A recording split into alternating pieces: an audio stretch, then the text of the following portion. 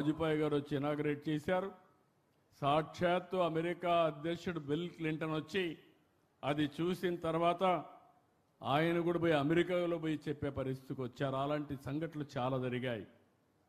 అక్కడి నుంచి మీరు ల్యాండ్ ఇచ్చిన తర్వాత నేను ఆలోచించి ఒకప్పుడు హైదరాబాద్ నిర్మాణానికి సైబరాబాద్ నిర్మాణానికి నేను అమెరికాకి వెళ్ళాను 15 రోజులు. ఈసారి అమరావతి నిర్మాణానికి మొట్టమొదటిసారిగా నేను వెళ్ళిన దేశం సింగపూర్ దేశం అని చెప్పి కూడా నేను మీకు తెలియజేస్తున్నా. ఎందుకు సింగపూర్కి వెళ్ళానంటే Singapore city one of the best livable city. వాళ్ళు అంచెలంచెలుగా చేశారు. ఒక ఫిషర్మెన్ విలేజ్. ఈరోజు మీరు చూస్తే ఒక లివబిలిటీయే కాకుండా మోస్ట్ అడ్వాన్స్ టెక్నాలజీస్ ఉపయోగించి ముందుకు పోయారు. అందుకని నేను వెళితే నా మీద ఒక్కోసారి నమ్మకాలు పనిచేస్తూ ఉంటాయి. నా మీద నమ్మకంతో నేను అడిగాను, మీరు రిపోర్ట్ ఇవ్వాలంటే ఒక ప్రాజెక్ట్ రిపోర్టు అంటే మొత్తం మాస్టర్ ప్లాన్ తయారు చేయాలంటే చాలా సమయం పడుతుంది.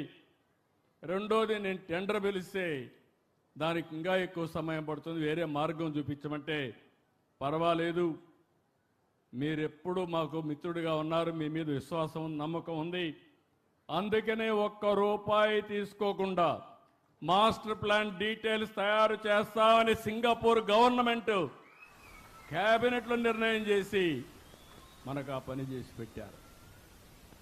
అలాంటి వాళ్ళపైన 1924లో మీరేగా సఫరర్స్. ఈవెన్ సింగపూర్ గవర్నమెంట్ కూడా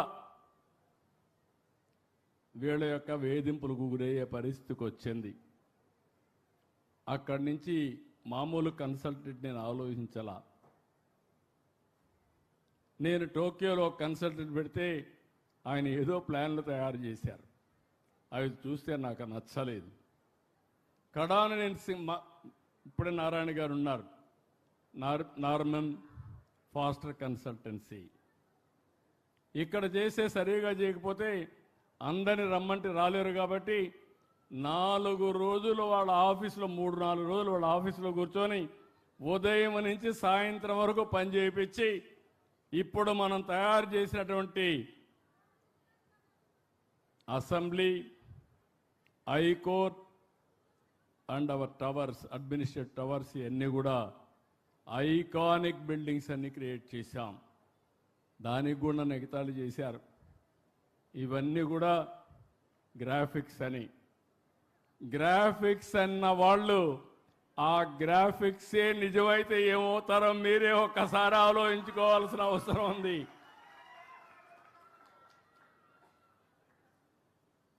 ఇప్పుడు ఇక్కడికి వచ్చినప్పుడు నేను ప్రతిరోజు 2 నిమిషాలే దేవుణ్ణి ప్రార్థిస్తా, దండం పెట్టుకుంటా, అందరూ బాగుండాలని కోరుకుంటా. నాకు చిన్నప్పటి నుంచి వెంకటేశ్వర స్వామి మా కుల దైవం. మా ఇంటి దగ్గర చూస్తే మంగాపురం సైడ్ నామాలు కనపడుస్తూ ఉంటాయి. అది నాకు ఒక స్ఫూర్తి. నేను దేవునికి దండం పెట్టుకున్నప్పుడు ఇంకొక విషయం కూడా చెప్పాలి. ఇప్పుడు ఇలాంటి సమయాల్లో కొన్ని రీకలెక్ట్ చేసుకోవాలి. నేను అమరావతి ఇక్కడ రాజధాని కడతానంటే రామోజీరావు గారు నాకు ఫోన్ చేశాడు. ఫోన్ చేసి, బాబు గారు మీరు రాజధాని కడుతున్నారు, పేరు ఏం పెట్టబోతున్నారు అనేది నాకు కొన్ని రిజర్వేషన్స్ ఉన్నాయి. నాకుండే అనుభవంతో నా మీడియా అంతా ఉపయోగించి నేను రీసెర్చ్ చేశాను.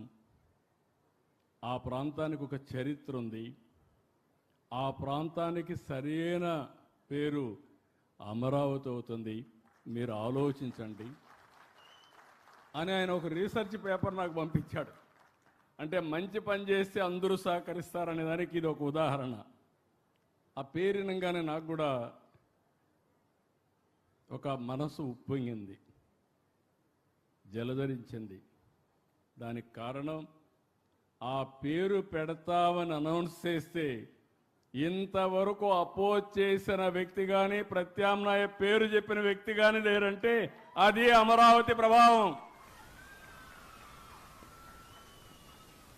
అక్కడి నుంచి అసెంబ్లీలో నేను అనౌన్స్ చేసినప్పుడు మీరు చూసుంటారు. నాకు పెద్ద సమస్య హైదరాబాద్ అసెంబ్లీలో, ఓల్డ్ అసెంబ్లీలో ఆంధ్రప్రదేశ్ సమావేశాలు. నేను ఆ సమావేశాలు అనౌన్స్ చేస్తే అడ్డం పడాలంటే నేను ఆ రోజు ఆలోచించి ఏ ప్రాంతానికి ఏ విధంగా చేస్తానో, సైబరాబాద్ నిర్మాణ అభివృద్ధి జరిగిన తర్వాత కొన్ని అనుభవాలతో